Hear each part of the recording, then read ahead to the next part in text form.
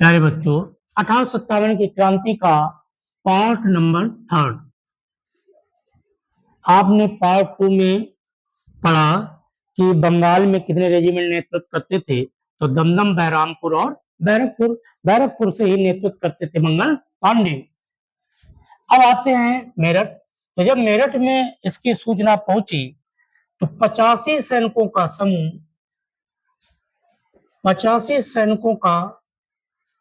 समूह 24 अप्रैल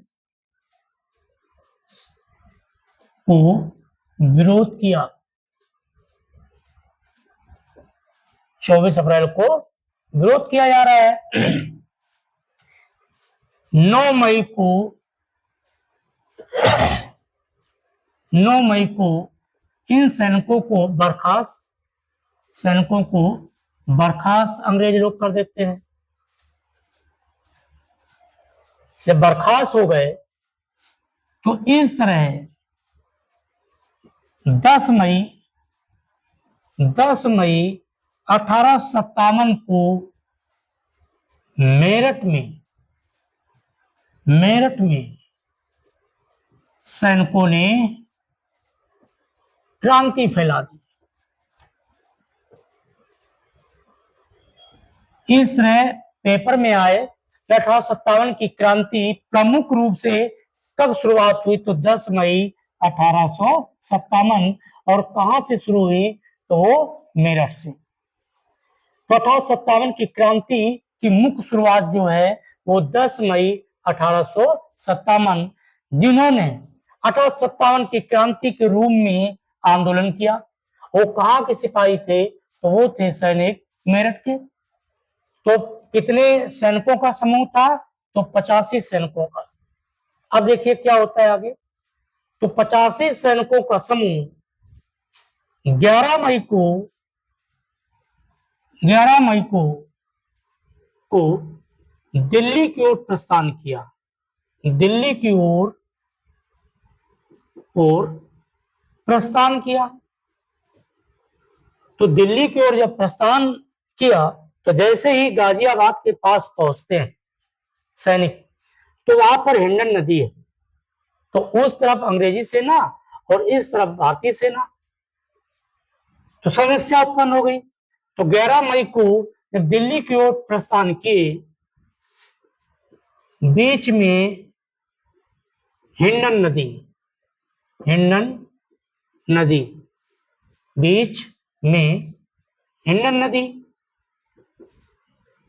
मिली, जहां पर दोनों सेनाएं आमने सामने, लेकिन भारतीय सेना इनको पराजित करते हुए दिल्ली पहुंच गए। लेकिन भारतीय सेना इन्हें पराजित करते हुए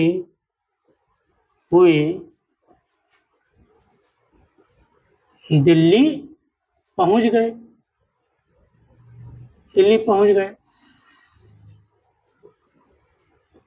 तो इस तरह बंगाल से मेरठ और मेरठ से दिल्ली।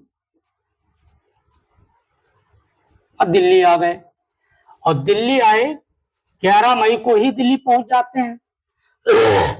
और 12 मई को बहादुर शाह द्वितीय को दिल्ली का सम्राट घोषित कर देते हैं। 12 मई 1857 में सैनिकों ने बहादुर शाह द्वितीय को दिल्ली का सम्राट घोषित। तो इस तरह हमारे सैनिकों ने क्या किया कि दिल्ली पहुंचकर और 12 मई 1857 को बहादुर शाह द्वितीय को दिल्ली का सम्राट घोषित कर देते हैं। बहादुर शाह द्वितीय जफर नाम से शायरी लिखते थे। तो इनको कहा गया बहादुर शाह जफर। यह बाई चांस कोई आपसे पूछ दे कि बहादुर शाह जफर क्यों कहा गया, तो जफर नाम से शायरी लिखते थे, तभी इनका नाम पड़ा बहादुर शाह जफर। तो इस तरह ये अंतिम मुगल बादशाह थे। बहादुर शाह द्वितीय जो थे ये अंतिम मुगल बादशाह थे। मुगल बादशाहों की शुरुआत की हम बात करें, सबसे पहले मुगल वंश संस्थापक बाबर, उसके बाद हुमायूं, हुमायूं के बाद अकबर, अकबर के बाद जहांगीर, जहांगीर के बाद शाहजहां और शाहजहां के बाद औरंगजेब। ये महान शासकों में इनके नाम गिने जाते हैं। और औरंगजेब के फिर उत्तराधिकारी, उनके उत्तराधिकारी, इस तरह अंतिम मुगल बादशाह कौन, तो अंतिम मुगल बादशाह बहादुर शाह द्वितीय। तो इस तरह दिल्ली में अंग्रेजों की तरफ से कौन लड़ रहा था, अंग्रेज कौन कौन था, रिपल था, विलोबी था, निकलसन था, हडसन था, हडसन। और भारत की तरफ से सैनिक 85 सैनिकों का समूह प्लस बहादुर शाह द्वितीय, बहादुर शाह द्वितीय। अब देखिए कहानी, तो अब हमारे सैनिक मुगल बादशाह अंग्रेजों से लड़ाई शुरू हो जाती है, तो हमारे सैनिकों ने रिपल की हत्या कर दी, विलोबी की हत्या कर दी, निकलसन की हत्या कर दी। तो इस तरह एक बार प्रश्न पूछा गया है आपके लेखपाल में कि दिल्ली से अंग्रेज अधिकारी जो नेतृत्व करता था, इनमें से किसकी हत्या की गई, तो अन्य में नहीं था, निकलसन था। तो इस तरह विलोबी, रिपल, निकलसन, इनकी हत्याएं कहां की गई, तो दिल्ली। अब बचा यहां हडसन, और लगभग जो भी अंग्रेज अधिकारी थे उनकी भारतीय सैनिकों ने हत्या कर दी। अब बचा हडसन। हडसन ने बहादुर शाह द्वितीय को कहा कि आप हुमायूं को मकबरा खाली कर दें और अपने पुत्र और पौत्र को लेकर भारत से चले जाएं, नहीं तो आपकी हम हत्या कर देंगे। लेकिन बहादुर शाह द्वितीय जो थे इस बात को नहीं सुने। तो जब नहीं सुने तो हडसन ने इनके पुत्र मिर्जा मुगलक, मिर्जा सुल्तान और नाती मिर्जा अबू बकर, इन तीनों की हत्या कर देता है। कौन, हडसन, ये हत्या कर देता है।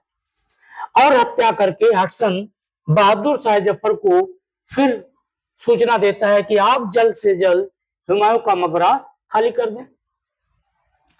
जब इन्होंने हुमायूं का मकबरा खाली नहीं किया तो हडसन अपनी सेना लेकर पहुंचता है और हुमायूं के मकबरे में अरेस्ट कर लेता है। तो इस तरह बहादुर शाह द्वितीय जो थे हुमायूं के मकबरे में ही आत्मसमर्पण कर देते हैं।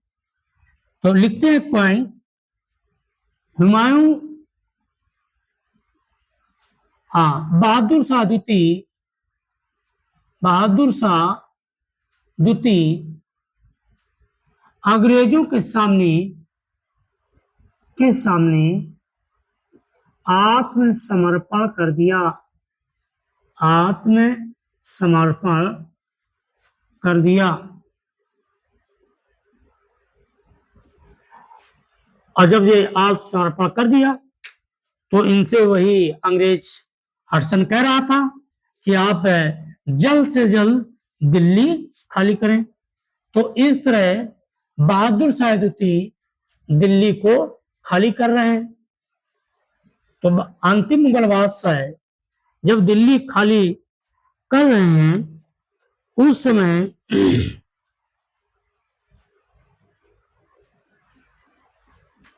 अब बहादुर शाह द्वितीय जो थे, बहादुर शाह द्वितीय दिल्ली से जैसे ही अंग्रेजों ने कहा कि आप को रंगून जाना है, अपना मुल्क को छोड़ना है, तो बहादुर शाह ने अपनी पत्नी को लिया। बहादुर शाह के साथ पत्नी जीनत महल ये पत्नी थी बहादुर शाह द्वितीय की, जीनत महल, और पुत्री रोमा आरा।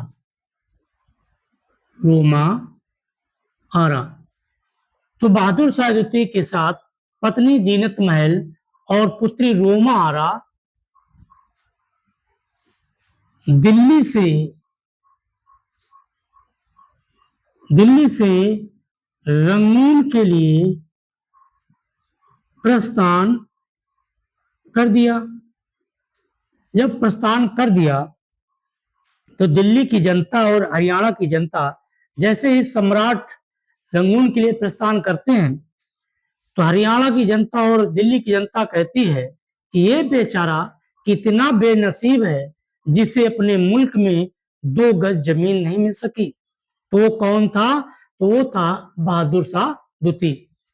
तो इनका एक कथन पूछा जाता है, किस मुगल बादशाह के बारे में कहा गया कि ये बेचारा कितना बेनसीब था कि जिसे 2 गज जमीन अपने मुल्क में नहीं मिल सकी। बहादुर शाह के बारे में लिखा गया, ये बेचारा कितना बेनसीब था, कितना बेनसीब, ये बेचारा कितना बेनसीब था जिसे अपने मुल्क में 2 गज जमीन नहीं मिल सकी। तो इस तरह ये किसके बारे में कहा गया? तो बहादुर शाह द्वितीय के बारे में कि ये बेचारा कितना बेनसीब था जिसे अपने मुल्क में 2 गज जमीन नहीं मिल सकी।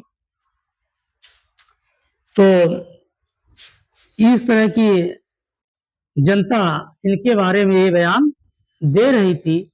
तो बहादुर शाह बेचारे बड़े परेशान। उन्होंने कहा, किसी के आंख का नूर हूं, किसी के आंख का न नूर हूं, किसी के आंख का न नूर हूं, न किसी के दिल का करार,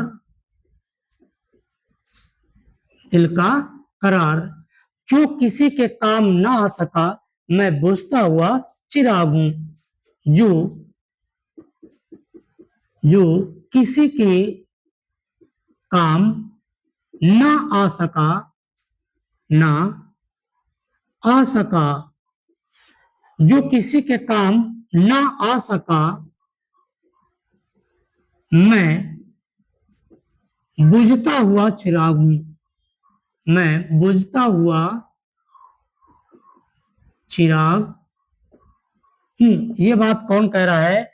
तो ये कह रहे हैं बहादुर शाह द्वितीय। और इस तरह रंगून चले गए, निर्वासित। तो रंगून निर्वासित कौन हुआ? तो बहादुर शाह जफर। और 1862 में इनकी मृत्यु हो गई। डॉक्टर APJ अब्दुल कलाम पहले